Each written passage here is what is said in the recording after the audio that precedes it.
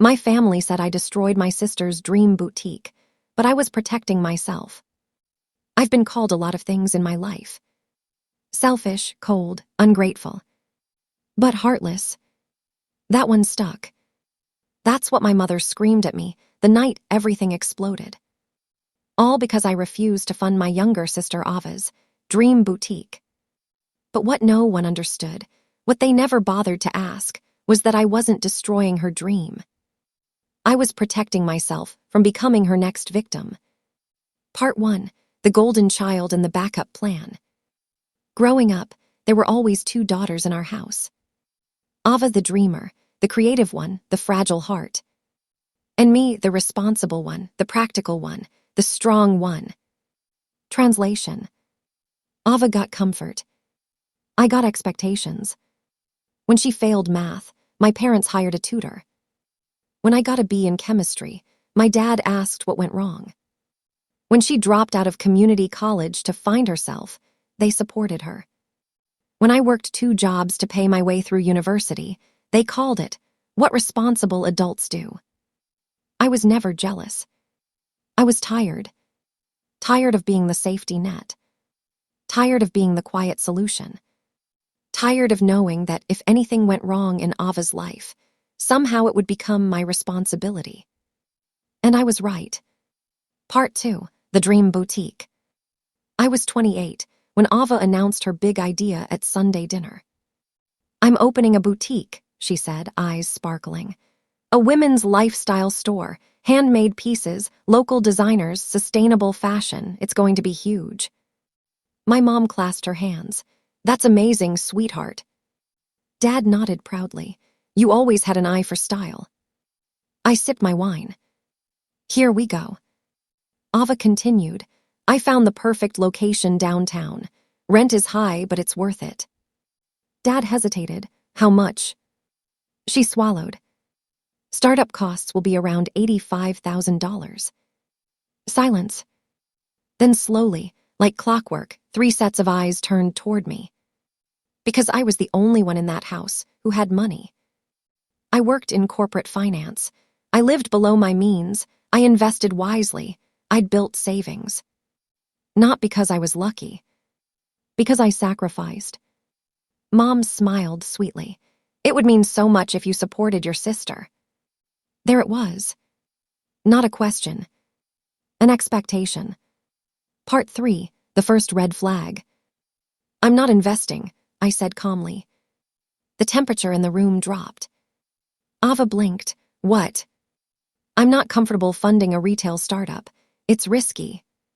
Her cheeks flushed. "You don't believe in me." "It's not personal, it's business." Dad frowned. "Family isn't business." That line. The most dangerous sentence in our house. Family isn't business. Except when they needed money. Then suddenly, it was my business. Ava's voice cracked. "You have the money, Lily. I've seen your house, your car. You just don't want to help." I took a breath. This was the moment. The moment where, in the past, I would have caved. But I didn't. "I won't finance it," I said, "but I'll help you write a business plan. I'll help you apply for a small business loan." Her face hardened.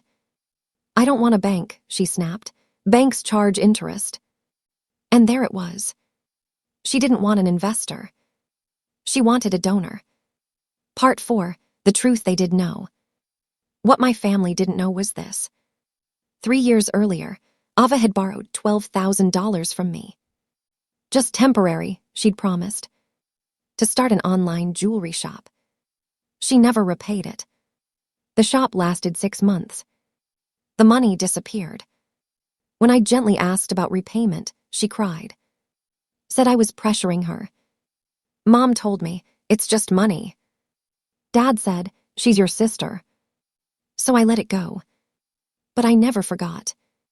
And I wasn't about to write another $85,000 check into the void. Part 5. The Smear Campaign. Within days, I became the villain. Family group chat messages. Passive-aggressive texts. "Mom, we raised you to support each other." "Dad, success shouldn't change who you are." Ava posted on social media. Some people only support you when it benefits them. Friends started asking questions. I stayed silent. Then one night, my mother showed up at my apartment unannounced. "You're destroying your sister's dream," she said, standing in my kitchen. "She cries every night." I offered help. You offered control. That hit differently. Because maybe that was true. But control wasn't my goal. Protection was. Part 6, The Discovery. 2 weeks later, I got a call from Ethan, Ava's ex-boyfriend. We weren't close, but he sounded uneasy. "Lily, I think you should know something." He sent screenshots. Private messages between him and Ava. About the boutique. About me. My stomach dropped. In one message she wrote, "Lily will cave. She always does. If I make it emotional, Mom will pressure her." Another, "Even if it fails, she has money. She won't miss it." Even if it fails. She wasn't betting on success. She was betting on me. That was the moment something inside me hardened. Not in anger. In clarity. Part 7, The Confrontation. Sunday dinner again. I brought printed screenshots. Calm. Steady. Prepared. "I want you to see something," I said. Ava rolled her eyes. "What now?" I slid the pages across the table. Her face drained of color. Mom squinted. Dad leaned forward. Silence stretched. Then Ava exploded. "He's lying. They're your messages." She looked at me, hatred flashing. "You went behind my back. You went behind mine first." Mom's voice trembled. "Ava, is this true?" Tears filled her eyes. Weaponized tears. "It's not like that," she whispered. But it was exactly like that. Dad stood slowly. For the first time in my life, he didn't look disappointed in me. He looked disappointed in her. Part 8, The Real Reason. "I'm not funding the boutique," I said one last time. "Not because I don't love you, but because I refuse to be manipulated." Ava's mask cracked. "You think you're better than us?" she screamed. "No," I said softly. "I just stopped accepting less for myself." And that was the truth. For years, I had equated love with sacrifice. But sacrifice without respect is exploitation. And I was done being the family bank. Part 9, The Aftermath. The boutique never opened. Not because of me. Because no bank approved her loan. Because there was no real business plan. Because passion without discipline isn't entrepreneurship. Mom and Dad stopped calling as often. There was distance. Cold holidays. But something unexpected happened. Peace. I slept better. I felt lighter. I started therapy. I learned boundaries aren't cruelty. They're protection. Part 10, The Twist. 6 months later, Ava messaged me. Not dramatic. Not emotional. Just honest.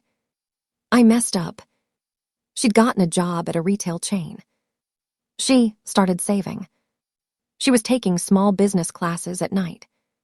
"I thought you'd always catch me," she admitted, "so I never learned to stand." That message made everything worth it. Because sometimes protecting yourself forces others to grow. Epilogue, The Real Victory. 2 years later, Ava opened a boutique. Small. Modest. Funded by her own savings and a legitimate loan. I attended the grand opening. Not as a bank. As a sister. She hugged me and whispered, "Thank you for saying no."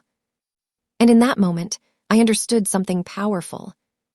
The villain in someone's story is often just the person who stopped enabling them. My family once said I destroyed my sister's dream.